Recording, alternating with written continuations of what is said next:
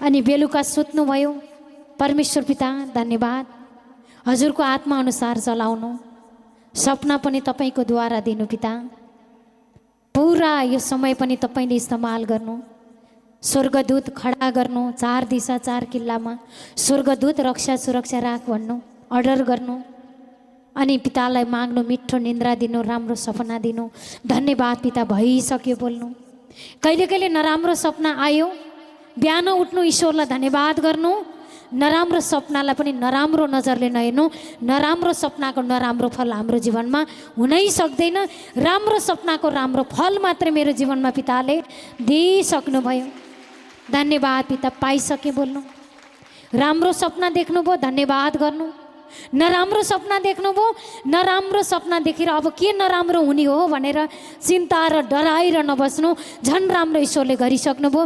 नराम्रो सपना नराम्रोबाट आयो, नराम्रोबाट आएको कुरा परमेश्वरले तर्काइसक्नुभयो। हजुरबाट आएको महिमाको काम मेरो अगाडि प्रकट गरिसक्नुभयो पिता। धन्यवाद गर्छु भन्नुहोस्, परमेश्वरलाई धन्यवाद गर्नुहोस्। मन उठाउनुहोस्, बलियो मन गर्नुहोस्, दरिलो मन गर्नुहोस्। मन उठाउन सक्नु भएको छैन, अन्य भाषा गर्नुहोस्, अन्य भाषामा लाग्नुहोस्।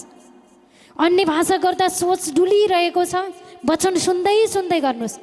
जब मन क्लियर हुन्छ तब वचन बन्द गर्नु, आत्मा अनुसार गरिरहनुहोस् अनि बढ्दै जानुहोस्। परमेश्वरलाई धन्यवाद। तब हाम्रो जीवनमा कुनै पनि कठिनाई र कुनै पनि बाधा व्यवधानले राज्य गर्नै सक्दैन। हट भनेपछि पिताले चट पारिसक्नुभयो। यिनै वचनद्वारा सबैलाई परमेश्वरले स्वर्गका आशिष महिमा उन्नति पिताले दिइसक्नुभयो। अनि चङ्गाई गर्नुभयो।